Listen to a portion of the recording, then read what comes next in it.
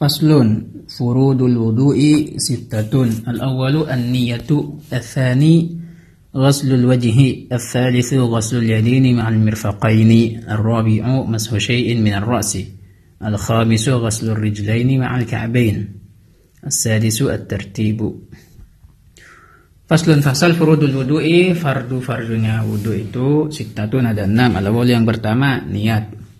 An-niyatu niat. Yang kedua ats-tsani ghaslul wajhi, membasuh muka. Ats-tsalitsu, yang ketiga adalah ghaslul yadaini ma'al mirfaqain, membasuh tangan. Begitu juga siku, sampai ke siku. Siku juga dibasuh di situ. Ar-rabi'u, yang keempat mashu syai'in min ar-ra'si, mengusap sesuatu dari kepala. Al-khamisu, yang kelima ghaslul rijlaini ma'al ka'bain, yang kelima adalah membasuh kedua kaki hingga mata kaki. As-sadis, yang keenam at-tartib, yaitu berurutan. Ataupun penjelasannya adalah sebagai berikut. Yang pertama, wudu ini disyariatkan ketika malaikat Jibril mendatangi Rasulullah di awal pertama mendapatkan wahyu. Dan wudhu ini bukan hanya syariat Islam, tapi juga syariat dari sebelum-sebelumnya. Sebagaimana disebutkan dalam hadis, hadza wudu'i wudu'ul anbiya'i min qabli, hadis riwayat Ahmad. Bahwasanya ini adalah wuduku, kata Nabi, dan wudu nabi-nabi sebelumku. Hanya saja ada pembedanya, yaitu al-ghurrah wa tahjil. Apa itu ghurrah dan tahjil? Disebutkan dalam hadis, inna ummati yud'auna yawmal qiyamati ghurran muhajjalin min atharil wudu, faman istata'a minkum an yutila ghurratahu falyaf'al. Hadis riwayat Bukhari dan Muslim. Sesungguhnya umatku, dan Nabi, kelak di hari kiamat itu dipanggil dalam keadaan ghurran muhajjalin min atharil wudu. Ghurran muhajjalin, ghurrah itu menyempurnakan wudu di area kepala, dalam artian melebihi batas yang diwajibkan. Sedangkan tahjil tersebut melebihkan batas yang wajib di tangan dan kaki. Kalau di tangan kan wajibnya cuma sampai siku, tapi dianjurkan lebih sampai ke lengan, sampai ke atasnya sini. Kemudian di kaki juga disunahkan sampai ke, yang wajibnya kan cuma sampai di mata kaki, tapi sunnahnya sampai ke betis. Nah, itu yang menjadi pembeda antara umat Islam dan umat-umat selainnya nanti di hari kiamat. Faman istata'a minkum an yutila ghurratahu falyaf'al. Maka barang siapa yang bisa memanjangkan batas wudunya itu, ghurrahnya itu, falyaf'al, maka hendaknya dia melakukan. Juga ada beberapa keutamaan dalam wudu. Bahwasanya la yusbighu 'abdun al-wudu'a illa ghafarallahu lahu ma taqaddama min dhanbihi wa ma ta'akhkhar. Tidaklah seorang hamba menyempurnakan wudunya, dalam menyempurnakan dalam artian memenuhi syarat dan rukunnya, begitu juga memenuhi sunnah-sunnahnya, illa ghafarallahu lahu, melainkan Allah akan mengampunkan dosa-dosanya, ma taqaddama min dhanbihi wa ma ta'akhkhar, dosa yang telah berlalu. Hadis riwayat Bazzar. Kemudian hadis juga, innal 'abda idza tawadda'a fatamadda adhhaballahu bi kulli dhanbin asabahu bi famihi, fa idza istanshaqa adhhaballahu bi kulli dhanbin asabahu bi anfihi, fa idza ghasala wajhahu adhhaballahu bi kulli dhanbin asabahu bi wajhihi, fa idza ghasala yadayhi adhhaballahu bi kulli dhanbin asabahu bi yadihi, فإذا مسح رأسه أذهب الله بكل ذنب أصابه برأسه فإذا غسل رجليه أذهب الله بكل ذنب أصابه برجليه رواه Ahmad. Jadi sesungguhnya seorang hamba ketika melakukan wudu lantas dia berkumur-kumur, maka Allah akan menghapus dosa yang disebabkan oleh mulutnya. Kemudian ketika dia istinsyak, yaitu memasukkan air ke dalam hidungnya, maka Allah akan mengampuni dosa sebab hidungnya. Kemudian ketika membasuh mukanya maka Allah akan mengampuni setiap dosa yang disebabkan oleh wajahnya. Begitu juga yang disebutkan oleh ketika membasuh tangannya, maka Allah akan mengampuni dosa yang dilakukan oleh tangannya. Itu juga di kepala dan kakinya.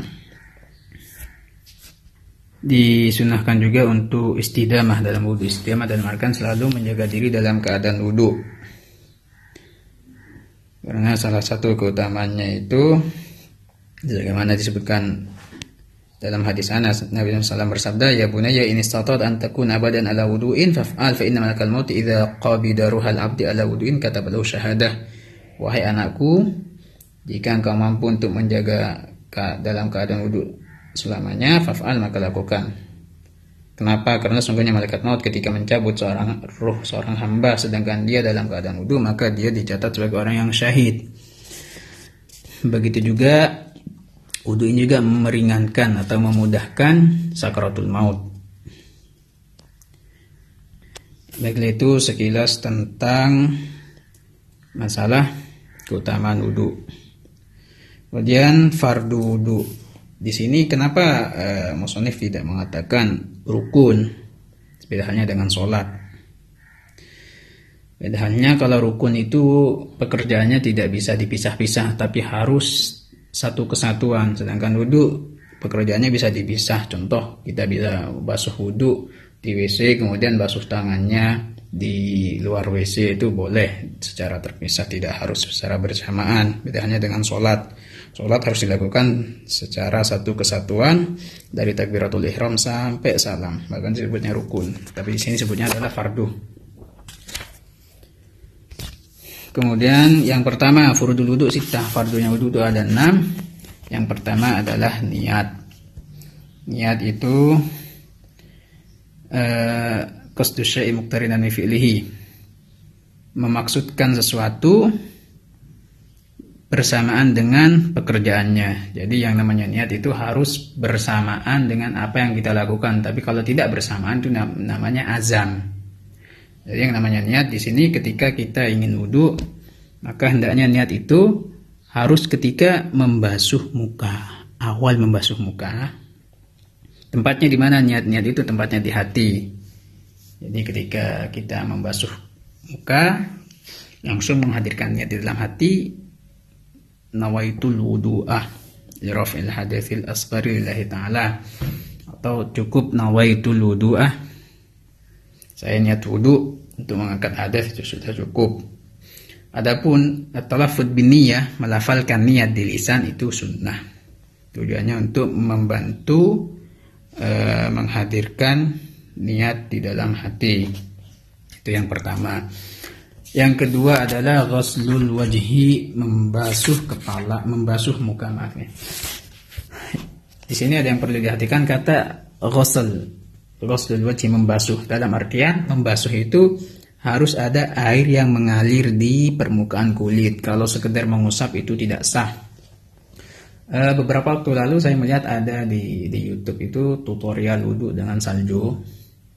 Tapi ternyata orang yang melakukan tutorial ini, saljunya kan tidak cair, tapi hanya ada basahan yang menempel. Dalam artian ini bukan membasuh tapi mengusap. Untuk di kepala sah-sah saja, tapi selain kepala, baik itu di muka, tangan, dan kaki, itu tidak sah. Kenapa? Karena syaratnya adalah harus membasuh. Membasuh itu harus ada air yang mengalir di permukaan kulit meskipun sedikit.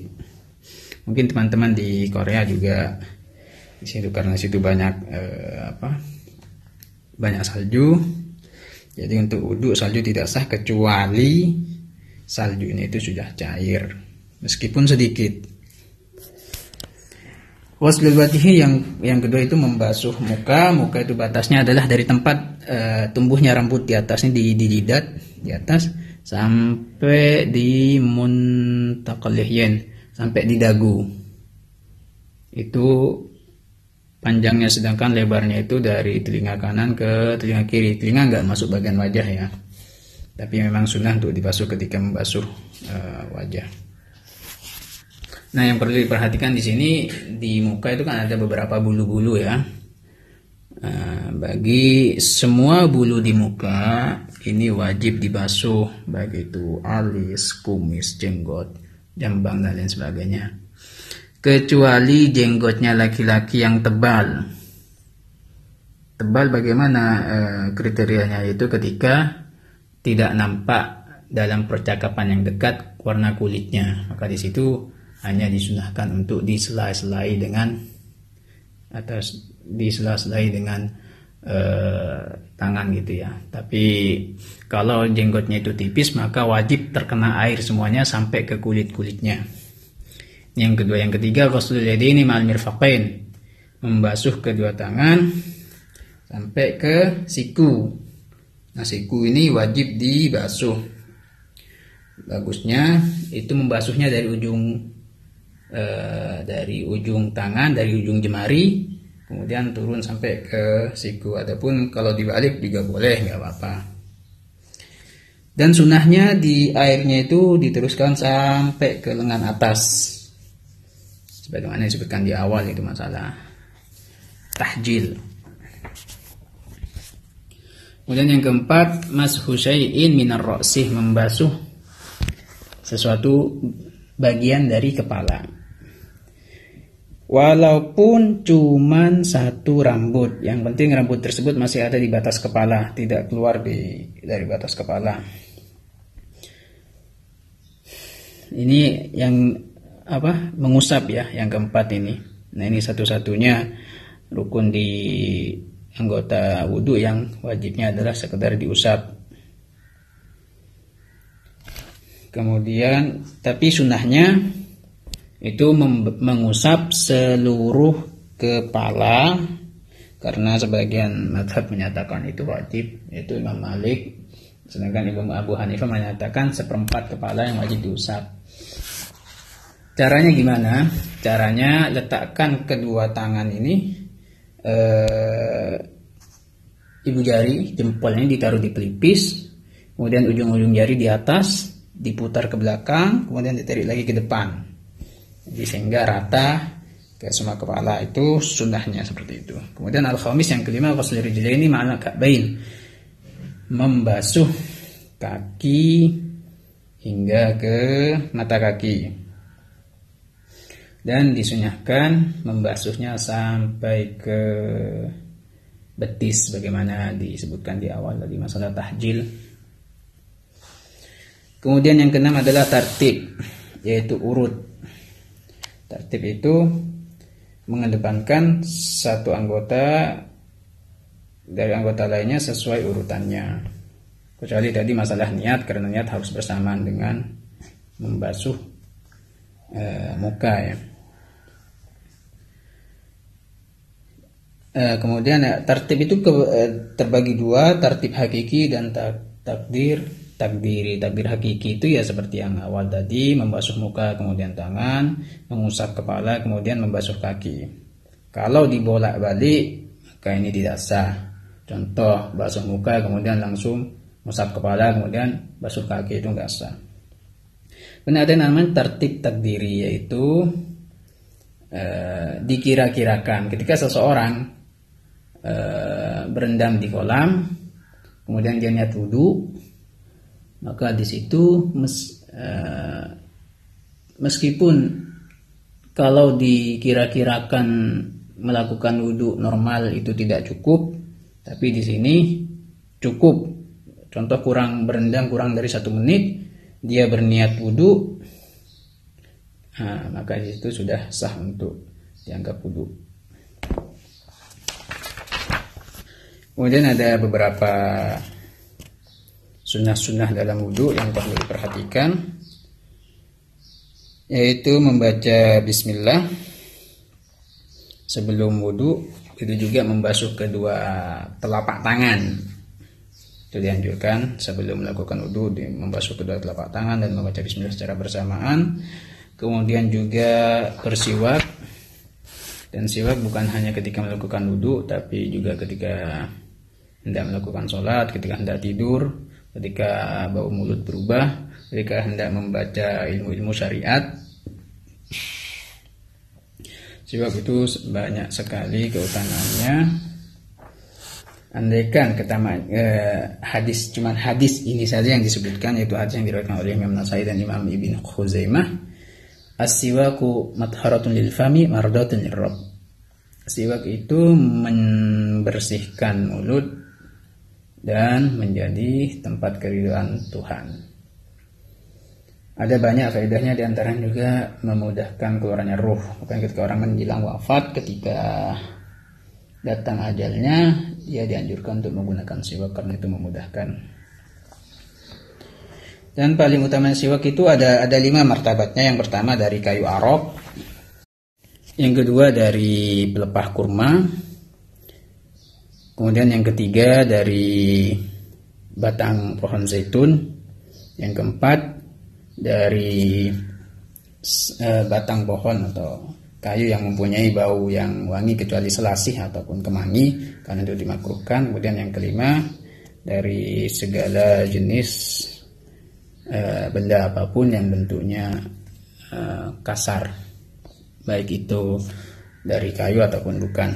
Ini 5 martabat dari barangnya, ya, dari bendanya. Kemudian ada juga 5 martabat dari kondisinya. Yang pertama itu kering dan dibasahi dengan air. Yang kedua kering dan dibasahi dengan air mawar. Yang ketiga kering dan dibasahi dengan air liur. Yang keempat yang batangnya itu masih basah. Dan yang kelima adalah yang kering tanpa dibasahi. Jadi kalau dikalikan dengan yang 5 martabat di awal, maka totalnya adalah 25 martabat. Ini masalah siwak. Adapun caranya itu menggosok, memulainya seperti angka 8 ya, dari tengah putar ke kanan atas, kemudian ke kiri, ke kanan bawah, kemudian ke kiri atas dan ke kiri bawah. Jadi bentuknya seperti angka 8 dari kiri ke kanan 3 kali. Kemudian untuk di lidah bentuknya vertikal ya, panjang itu, bukan horizontal. Kemudian juga disunahkan untuk berkumur-kumur. Kemudian juga memasukkan air ke hidung dan mengeluarkannya. Kemudian sebagaimana disebutkan tadi, juga mengusap semua kepala dan menyela-nyelai anggota wudhu seperti di jari jemari itu disunahkan untuk disela-selai dengan tangan biar airnya sampai. Begitu juga di jari kaki. Begitu juga yang mempunyai jenggot yang tebal itu disunahkan untuk disela-selai. Dan disunahkan juga untuk melakukan 3 kali dalam membasuh dan mengusap anggota wudhu. Ada juga disunahkan untuk membasuh telinga. Nah, telinga sendiri ini